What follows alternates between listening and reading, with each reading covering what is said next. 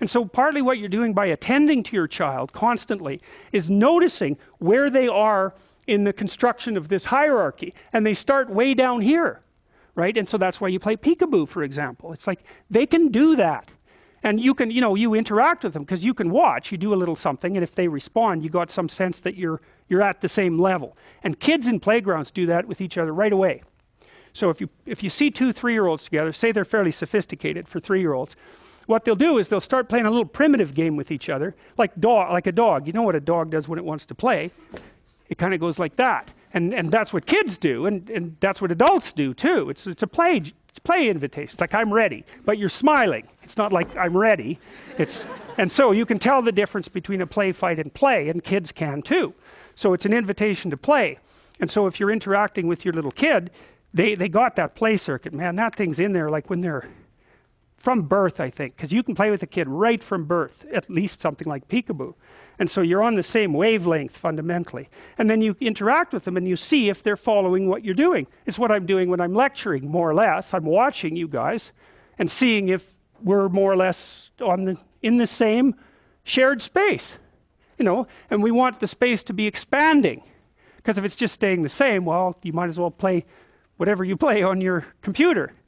It has to be expanding at the same time. That's optimal. And so when you're playing with your kid, you put them on that developmental edge where they're undoing and then rebuilding their little skills.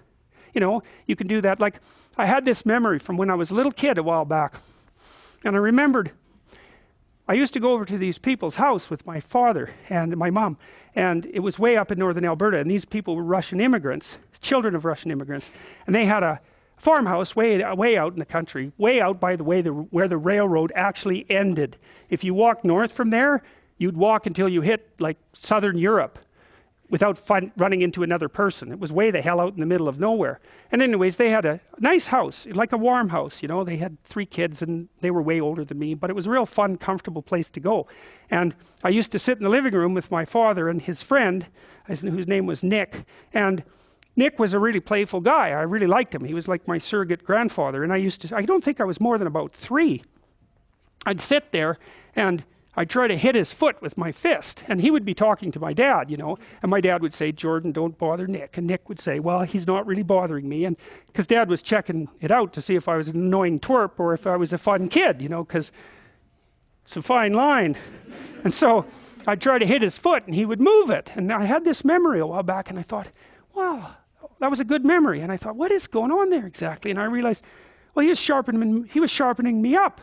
It's like I was aiming at something. You're aiming at something.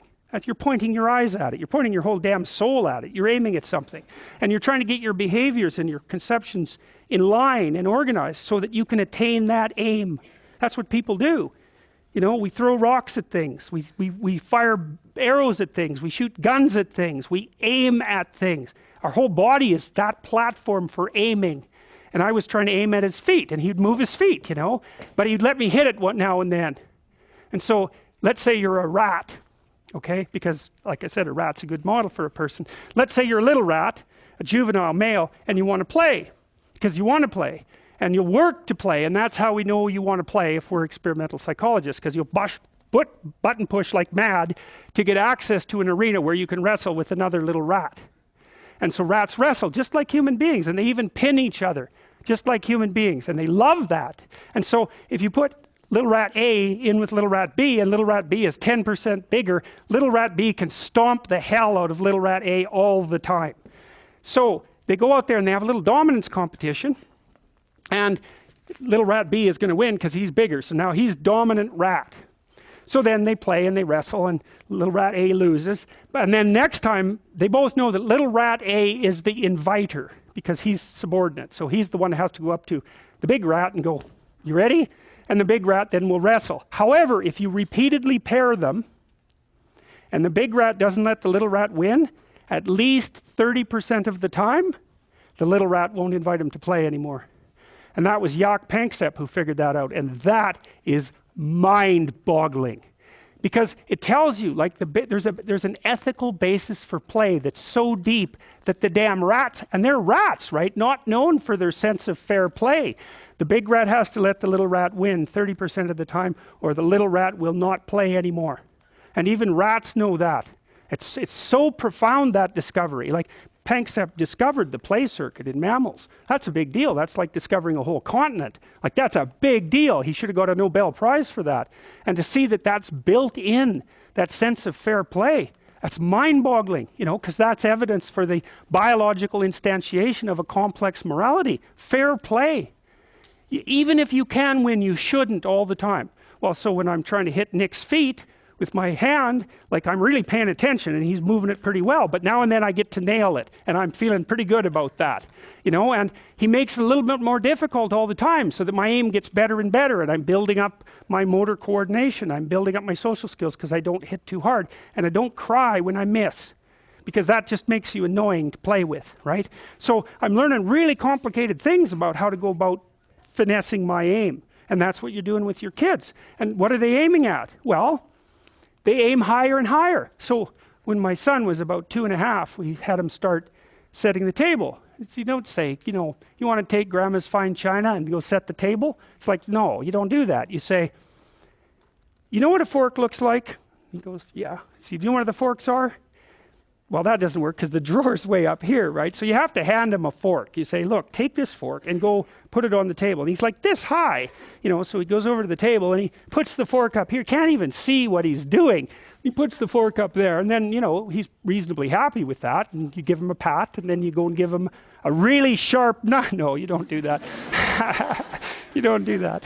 You give him a spoon and you say, well, go put the spoon beside the fork. And you don't say, look, you stupid kid, you got to leave enough space between the fork and the spoon so the plate can fit there. Don't you know anything? You're stupid. It's like, well, that's right up here, right? You're a bad kid. No, that's bad. You don't do that. You go down here and you say, well, good micro routine adaptation there, chum. Let's try it again. You know, and you build that up, and and you can't extend the kid past his point or her point of exhaustion, because it's got to be a game. And a 2-year-old can probably only do that for, you can watch them, and some are more persistent than others, but 10 minutes, 15 minutes, you're pushing your luck. You can take a 2-year-old to a restaurant for about 40 minutes and expect them to sit and behave. But after that, you know, the will exhausts them. All right. Well, anyways, that's Piaget in his nascent form, fundamentally. And so if you remember that diagram and you think about how that would be built from the bottom up, and how there would be a stage transition every time those things are learned, you kind of got the essential elements of Piagetian theory. So